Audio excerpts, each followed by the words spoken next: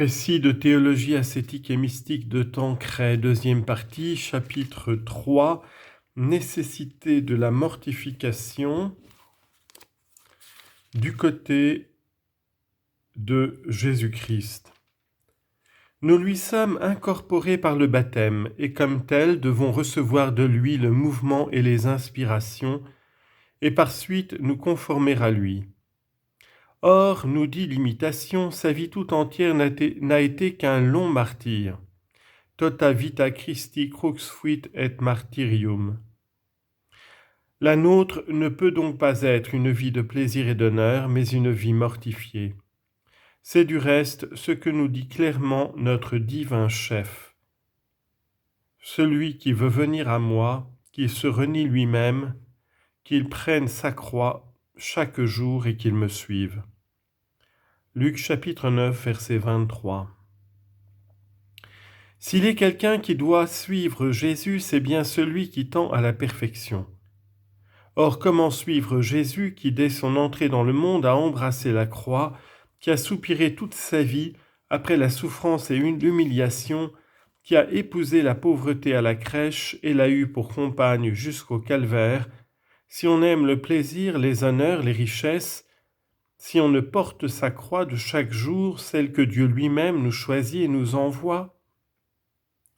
C'est une honte, nous dit saint Bernard, que sous un chef couronné d'épines, nous soyons des membres délicats, effrayés des moindres souffrances.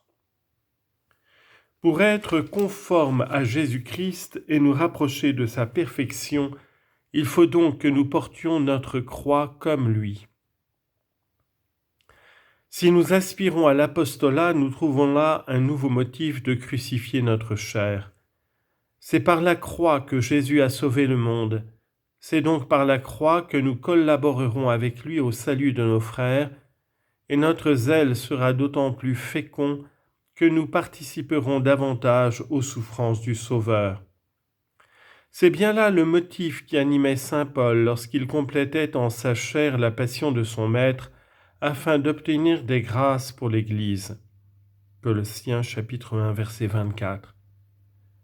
C'est ce qui a soutenu dans le passé et soutient encore dans le présent tant d'âmes qui consentent à être victimes pour que Dieu soit glorifié et les âmes sauvées.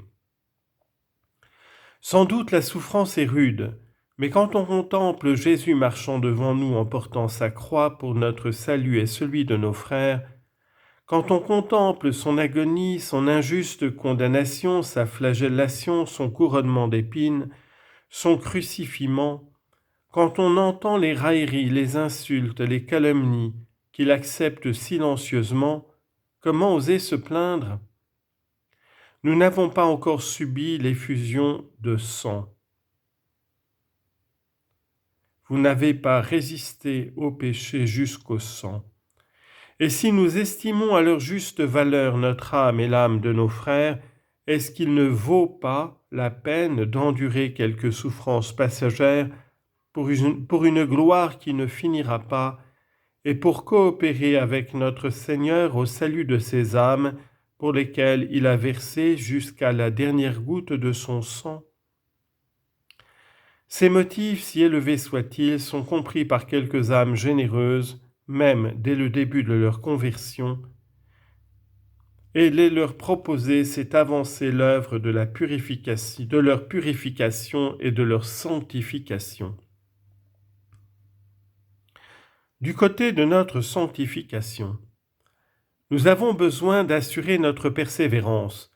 Or, la mortification est assurément l'un des meilleurs moyens de se préserver du péché. Ce qui nous fait succomber à la tentation, c'est l'amour du plaisir ou l'horreur de la peine, de la lutte. Or, la mortification combat cette double tendance qui au fond n'en fait qu'une. En nous sevrant de quelques plaisirs légitimes, elle arme notre volonté contre les plaisirs illicites et nous rend plus facile la victoire sur la sensualité et sur l'amour-propre.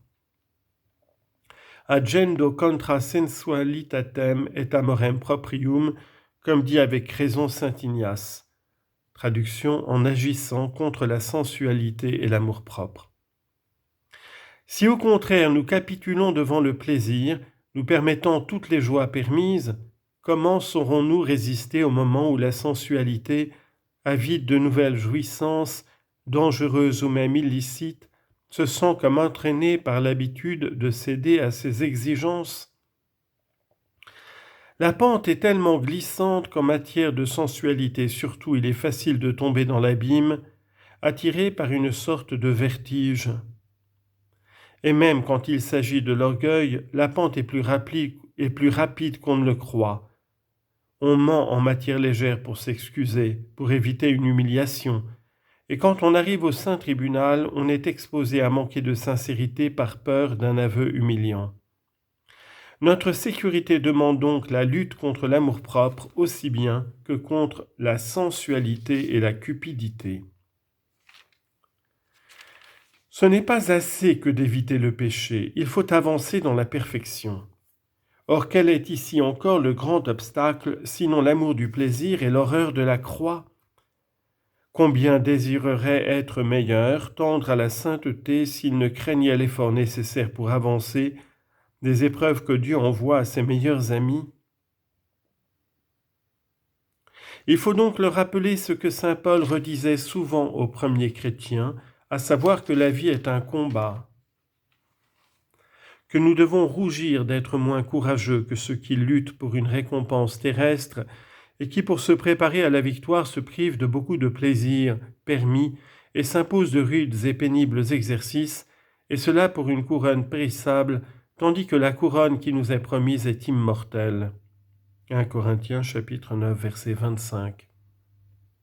Nous avons peur de la souffrance, mais songeons-nous à ces terribles souffrances du purgatoire qu'il nous faudra subir pendant de longues années si nous voulons vivre dans l'immortification et nous accorder tous les plaisirs qui nous flattent.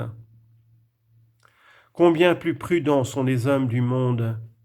Beaucoup s'imposent de rudes travaux et parfois des démarches humiliantes pour gagner un peu d'argent et s'assurer une retraite honorable. Et nous ne voudrions pas nous imposer des mortifications pour nous assurer une retraite éternelle dans la cité du ciel? Est-ce raisonnable? Il faut donc se persuader qu'il n'est point de perfection de vertu possible sans la mortification. Comment être chaste sans mortifier cette sensualité qui nous incline si fortement aux plaisirs dangereux et mauvais? Comment être tempérant sinon en réprimant la gourmandise? Comment pratiquer la pauvreté et même la justice si on ne combat la cupidité?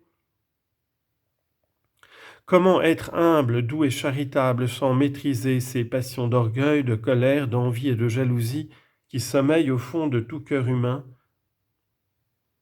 Il n'est pas une seule vertu qui, dans l'état de nature déchue, puisse se pratiquer longtemps sans effort, sans lutte et par là même sans mortification. On peut donc dire avec M. Tronçon que, comme l'immortification est l'origine des vices et la cause de tous nos maux, la mortification est le fondement des vertus et la source de tous nos biens. On peut même ajouter que la mortification, malgré les privations et les souffrances qu'elle impose, est, même sur terre, la source des plus grands biens, et qu'au fond les chrétiens mortifiés sont plus heureux dans l'ensemble que les mondains qui se livrent à tous les plaisirs. C'est ce qu'enseigne notre Seigneur lui-même lorsqu'il nous dit que ceux qui quittent tout pour le suivre reçoivent en retour le centuple même en cette vie. Matthieu chapitre 19 verset 29, Marc chapitre 10 verset 29 à 30. Saint Paul ne tient pas un autre langage lorsqu'après avoir parlé de la modestie, c'est-à-dire de la modération en toutes choses, il ajoute que celui qui la pratique jouit de cette paix véritable qui surpasse toute consolation. Pax Dei quae ex superat omnem sensum custodiat corda vestra et intelligentias vestras. N'en est-il pas lui-même un vivant exemple? Il eut certes beaucoup à souffrir, et il décrit longuement les épreuves terribles qu'il eut à souffrir dans la prédication de l'Évangile, comme aussi dans la lutte contre lui-même. Mais il ajoute qu'il abonde et surabonde de joie au milieu de ces tribulations. Superabundo gaudio in omni tribulatione nostra. 2 Corinthiens chapitre 7 verset 4. Tous les saints en sont là. Sans doute ils ont eu eux aussi à subir de longues et douloureuses tribulations. Mais les martyrs au milieu de leurs tortures disaient qu'ils n'avaient jamais été à pareil festin. Et en lisant la vie des saints, deux choses nous frappent. Les terribles épreuves qu'ils ont subies, les mortifications qui se sont librement imposées, et d'un autre côté, leur patience, leur joie, leur sérénité au milieu de ces souffrances. Ils en arrivent à aimer la croix, à cesser de la redouter, à soupirer même après elle, à compter comme perdues les journées où ils n'en ont eu presque rien à souffrir. C'est là un phénomène psychologique qui étonne les mondains, mais qui console les âmes de bonne volonté. Sans doute, on ne peut demander à des commençants cet amour de la croix, mais on peut, en citant les exemples des saints, leur faire comprendre que l'amour de Dieu et des âmes allège considérablement la souffrance et la mortification, et que s'ils consentent à entrer généreusement dans la pratique des petits sacrifices qui sont à leur portée, ils en viendront un jour eux-mêmes à aimer, à désirer la croix et à y trouver de véritables consolations spirituelles. C'est bien ce que remarque l'auteur de l'Imitation dans un texte qui résume fort bien les avantages de la mortification. In cruce salus, in cruce vita, in cruce protectio abostibus, in cruce infusio superne suavitatis, in cruce robur mentis, in cruce gaudium spiritus, in cruce virtutis summa, in cruce perfectio sanctitatis. L'amour de la croix, c'est en effet l'amour de Dieu poussé jusqu'à l'immolation. Or, nous l'avons dit, cet amour est bien le résumé de toutes les vertus, l'essence même de la perfection, et par là même le bouclier le plus puissant contre nos ennemis spirituels, une source de force et de consolation, le meilleur moyen d'augmenter en nous la vie spirituelle et d'assurer notre salut.